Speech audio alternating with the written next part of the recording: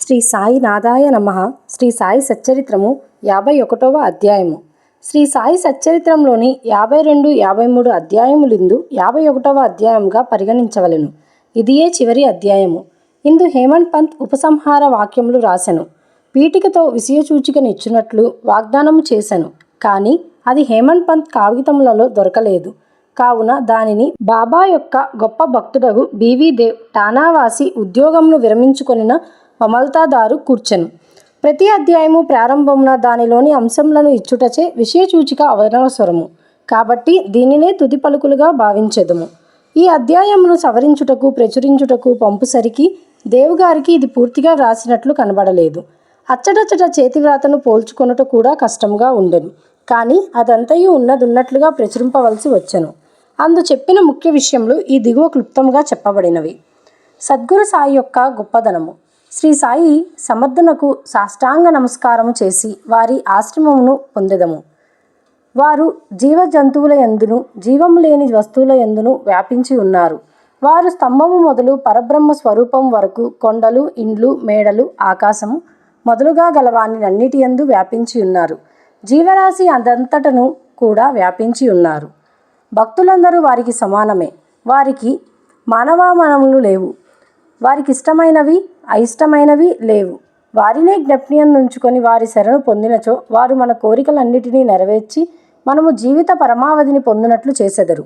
ఈ సంసారమనే మహాసముద్రమును దాటుట మహా కష్టము.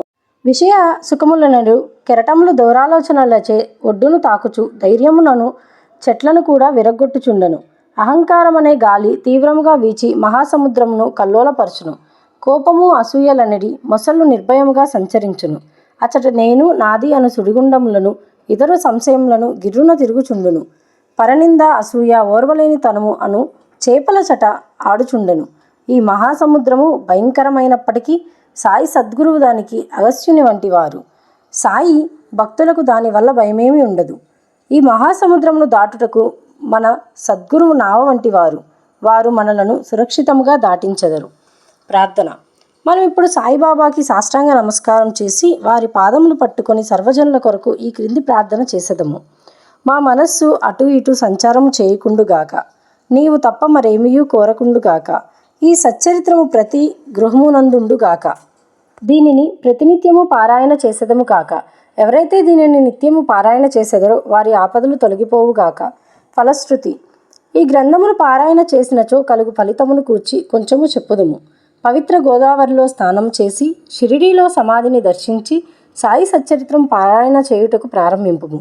నీవిట్లు చేసినచో నీకుండి ముప్పుటేల కష్టములు తొలగిపోవును. శ్రీ సాయి కథలను అలవోకగా విన్నను ఆధ్యాత్మిక జీవితమునందు శ్రద్ధ కలుగును. ఇంకను ఈ చరిత్రమును ప్రేమతో పారాయణ చేయుచున్నచో నీ పాపములన్నీయూ నశించును. జనన మరణములనే చక్రము నుండి తప్పించుకొనవలనన్నచో సాయి లీలలను చదువుము. వారినెల్లప్పుడూ జ్ఞప్తియందుంచుకొనుము. వారి పాదములనే ఆశ్రయింపుము. వానినే భక్తితో పూజింపుము. సాయి లీలలనే మహాసముద్రంలో మునిగి వానిని ఇతరులకు చెప్పినచో అందు కొత్త సంగతులను గ్రహించగలవు. అవి వినువారిని పాపముల నుండి రక్షించగలవు. శ్రీ సాయి సగుణ స్వరూపమనే ధ్యానించినచో క్రమముగా అది నిష్క్రమించి ఆత్మ సాక్షాత్కారమునకు దారి చూపును. ఆత్మ సాక్షాత్కారమును పొందుట బహు కష్టము.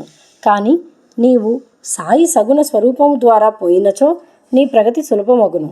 భక్తుడు వారిని సరస్య శరణాగతి వేడినచో అతడు తాను అనుదానిని పోగొట్టుకొని నది సముద్రములో గలిగియున్నట్లు భగవంతునిలో ఐక్యమగును. మూడింటిలో అనగా జగ్రాత్, స్వప్న, సుషుప్త వ్యవస్థలలో ఏదైనా ఒక్క వ్యవస్థలో వారి యందు లీనమైనచో సంసార బంధము నుండి తప్పుకొందువు. స్నానము చేసిన పిమ్మట ఎవరు దీనిని భక్తి ప్రేమలతోనూ పూర్తి నమ్మకంతోనూ పారాయణ చేసి వారము రోజులలో ముగింతురో వారి ఆపదలన్నీయూ నశించగలవు. దీనిని పారాయణ చేసి ధనమును కోరినచో దానిని పొందవచ్చును. వర్తకుల వ్యాపారము వృద్ధి అగును. వారి వారి భక్తి నమ్మకములపై ఫలమాధారపడి ఉన్నది. ఈ రెండునూ లేనిచో ఎట్టి అనుభవము కలగదు. దీనిని శ్రద్ధతో పారాయణ చేసినచో శ్రీ సాయి ప్రీతి చెందును. నీ అజ్ఞానమును పేదరికమును నిర్మూలించి నీకు జ్ఞానము, ధనము, ఐశ్వర్యములను నొసంగును. కేంద్రీకరించిన మనస్సుతో ప్రతిరోజు ఒక అధ్యాయమును పారాయణ చేసినచో అది అపరిమితానందమును కలుగజేయును. ఎవరు హృదయమందు తమ శ్రేయస్సును కోరెదరో వారు దీనిని జాగరూకతతో పారాయణ చేయవలెను. అప్పుడు అతడు శ్రీ సాయిని కృతజ్ఞతతో సంతసముతో జన్మ జన్మముల వరకు మదిలో ఉంచుకొనును. ఈ గ్రంథమును గురు పౌర్ణమి నాడు అనగా ఆషాఢ శుద్ధ పౌర్ణమి నాడు, గోకులాష్టమి నాడు, శ్రీరామనవమి నాడు, విజయదశమి నాడు అనగా బాబా పుణ్యతిథి నాడు ఇంటి వద్ద తప్పక పారాయణ చేయవలెను. ఈ గ్రంథమును జాగరూకతతో పారాయణ చేసిన ఎడల వాళ్ళ కోరికలన్నీ నెరవేరును. నీ హృదయమునందు శ్రీ సాయి చరణములనే నమ్మిన ఎడల భవసాగరమును సులభముగా దాటగలుగుదు. దీనిని పారాయణ చేసిన ఎడల రోగులు ఆరోగ్యవంతులగుదురు, పేదవారు ధనవంతులగుదురు, అధములు ఐశ్వర్యమును పొందుదురు. వారి మనస్సునందు గల ఆలోచనలన్నీ పోయి తుదకు దానికి స్థిరత్వము కలుగును.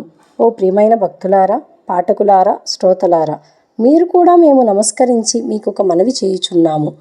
ఎవరి లీలలను ప్రతిరోజు ప్రతి నెల మీరు పారాయణ చేసిద్దరో వారిని మరవవద్దు. ఈ లీలలో ఎంత తీవ్రంగా చదివెదరో వినెదరో అంత తీవ్రంగా మీకు ధైర్యము, ప్రోత్సాహము సాయిబాబా కలగజేసి మీచే సేవ చేయించి మీకు గుప్తంగా ఉండునట్లు చేయును. ఈ కార్యమందు రచయిత చదవర్లు సహకరించవలెను, ఉండర్లు సహాయం చేసుకుని సుఖపడవలెను. ఈ గ్రంథమును సర్వశక్తిమయుడైన భగవంతుని ప్రార్థనతో ముగించదము. కారుణ్యమును చూపుమని వారిని వేడదము. ఈ గ్రంథమును చదువు భక్తులు హృదయపూర్వకముగు సంపూర్ణ భక్తి శ్రీ సాయి పాదములందు పొందెదరుగాక. సాయి సగుణ స్వరూపము వారి నేత్రములందు నిలిచిపోవును కాక. వారు శ్రీ సాయిని సర్వజీవముల యందు చూచెదరుగాక. తదాస్తు. శ్రీ సాయి సచ్చరిత్రము సర్వము సంపూర్ణము. సద్గురు శ్రీ సాయినాథార్పణమస్తు.